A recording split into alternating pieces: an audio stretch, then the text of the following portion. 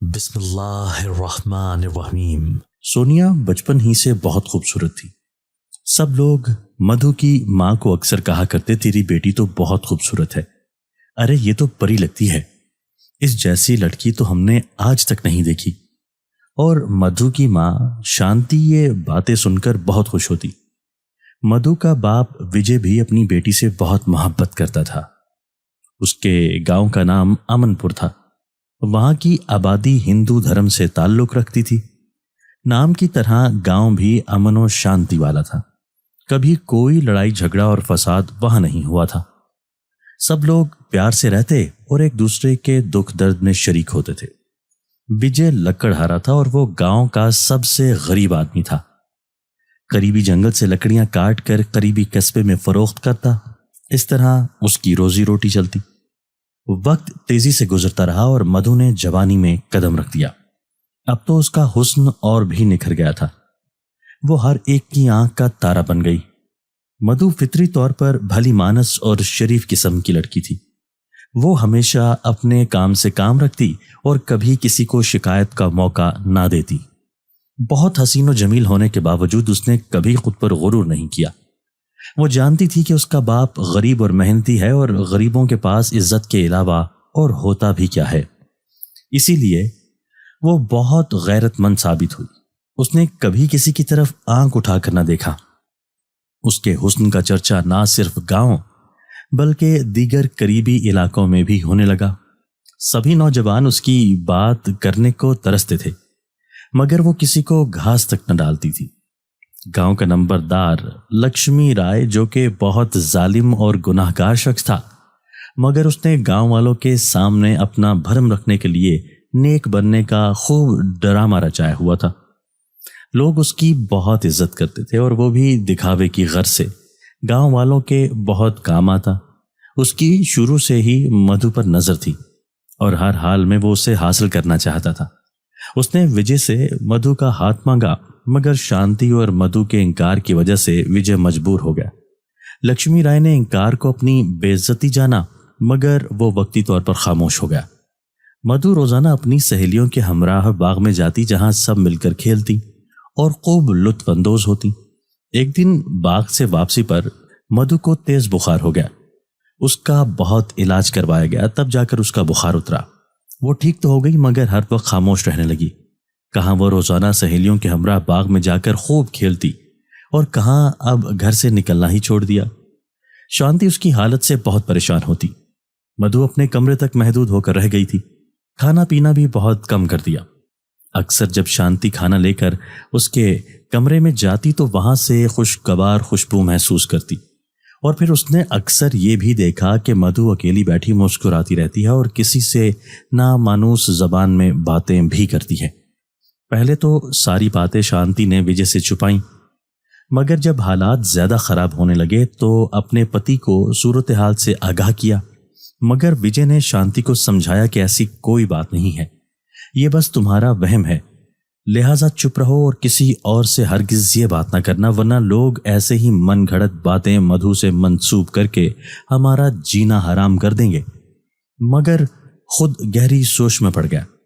بعد ازاں مدھو رات کے وقت کبھی کبھار اکیلی باغ میں چلی جاتی۔ بیچارہ وجے اسے گھر لاتا، بعض اوقات وہ اکیلی چھت پر چڑھ جاتی۔ آخر کب تک لوگوں سے ایسی باتیں چھپتی ہیں؟ پھر پورے گاؤں میں مشہور ہو گیا کہ مدھو پاگل ہے۔ کوئی کہتا اسے سایہ ہو گیا ہے، کوئی کہتا اسے کچھ نہیں ہے، یہ راتوں کو اپنے یار سے ملتی ہے۔ غرض یہ کہ جتنے منہ اتنی باتیں۔ وجے لوگوں کی تنزدہ باتیں سن کر بیمار رہنے لگا۔ اس سے اپنی جوان بیٹی کی حالت دیکھی نہیں جاتی تھی، اور ایک دن وہ یہ دنیا ہمیشہ کے لیے چھوڑ گیا۔ مدھو یتیم ہو گئی، مگر حیران کن طور پر اسے باپ کی موت پر کوئی صدمہ نہ ہوا، اور اس کی حرکات میں پہلے سے بھی زیادہ اضافہ ہو گیا۔ پھر تو پورے گاؤں میں مشہور ہو گیا کہ مدھو دیوانی ہو گئی ہے، جس کی وجہ سے ڈر کے مارے سب لوگ اس سے دور بھاگنے لگے۔ بیچاری شانتی نے اپنی پیاری اور اکلوتی بیٹی کا ہر ممکن جسمانی اور روحانی علاج کروانے کی کوشش کی، مگر سب بیکار۔ نمبردار کی اب بھی ہوس ختم نہیں ہوئی تھی، وہ اب بھی مدھو کو حاصل کرنا چاہتا تھا۔ جب اس کی ہر کوشش ناکام ہو گئی تو اس نے ایک عجیب طریقہ اپنایا۔ سورج اس کا وفادار ملازم تھا۔ وہ انتہائی لالچی اور بے غیرت تھا اور ہر ناجائز کام میں نمبردار کا ساتھ دیتا تھا، مگر اس نے بھی نمبردار کی طرح اچھائی کا لبادہ اوڑھ رکھا تھا، جس کی وجہ سے لوگ اس کی بہت عزت کرتے تھے۔ نمبردار سارے غیر قانونی اور ناجائز کام بہت خفیہ کرواتا تھا، جس کی کسی کو کانوں کان خبر نہ ہوتی تھی۔ نمبردار نے مدھو کی شادی سورج سے کرا دی اور سورج کو اپنے منصوبے سے آگاہ کر دیا۔ مدھو کی شادی اس کی رضامندی کے خلاف ہوئی تھی۔ مدھو اکثر سورج سے کہا کرتی کہ میرے مددگار ضرور آئیں گے اور بدلہ لیں گے، مگر وہ اسے پاگل سمجھ کر اس کی بات سنی انسنی کر دیتا۔ مگر کچھ دنوں بعد نمبردار نے سورج کو 50,000 روپے دیے اور کہا، جاؤ اب مدھو کو میرے بستر پر لاؤ۔ اتنے روپے دیکھ کر سورج فوراً راضی ہو گیا۔ راضی تو وہ پہلے بھی تھا، مگر بس ذرا مول بڑھانا چاہتا تھا۔ نمبردار نے اسے کہا، بے فکر رہو، یہ تو پہلی قسط ہے، بقیہ قسطیں بھی ملتی رہیں گی۔ سورج نے گھر آ کر مدھو سے کہا کہ آج رات تمہیں نمبردار کی پرانی حویلی میں جانا ہے۔ خوبصورت کپڑے پہن کر اچھی طرح تیار ہو جاؤ اور وہاں آج رات تمہیں ہر حال میں نمبردار کو خوش کرنا ہے۔ مگر مدھو نے صاف انکار کر دیا تو سورج نے ایک زوردار تھپڑ اس کے چہرے پر رسید کیا۔ بیچاری مدھو کے نازک ہونٹوں سے خون بہنے لگا، مگر ظالم کو ترس نہ آیا اور اسے مارنے پیٹنے لگا۔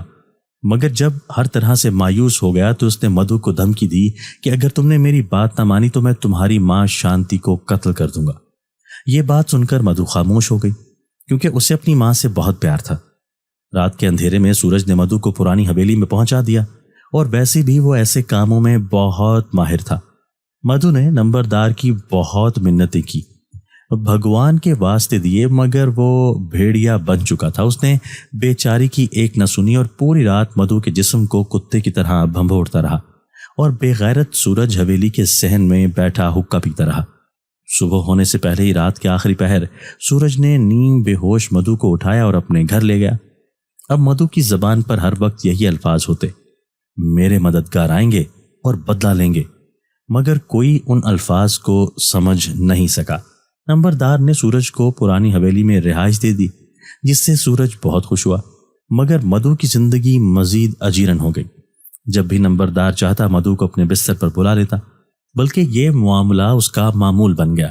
سورج کو روپے ملتے رہے اور وہ نمبردار کو مزید خوش کرتا رہا۔ مدھو بہت اذیت سے گزر رہی تھی، مگر اپنی ماں کی وجہ سے وہ چپ رہتی، کیونکہ وہ جانتی تھی کہ اگر اس نے منہ کھولا تو بھری دنیا میں بالکل اکیلی رہ جائے گی۔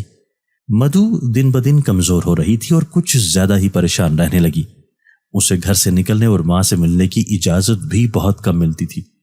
شانتی اپنی پیاری بیٹی کی اس حالت پر بہت کڑتی تھی اور اکثر مدھو سے پوچھتی، مگر مدھو ہمیشہ چپ ہی رہتی اور بات کو ٹال دیتی۔ شانتی کو شک تھا کہ ضرور اس کی بیٹی کے ساتھ کچھ غلط ہو رہا ہے، اسی وجہ سے اس نے جاسوسی شروع کر دی۔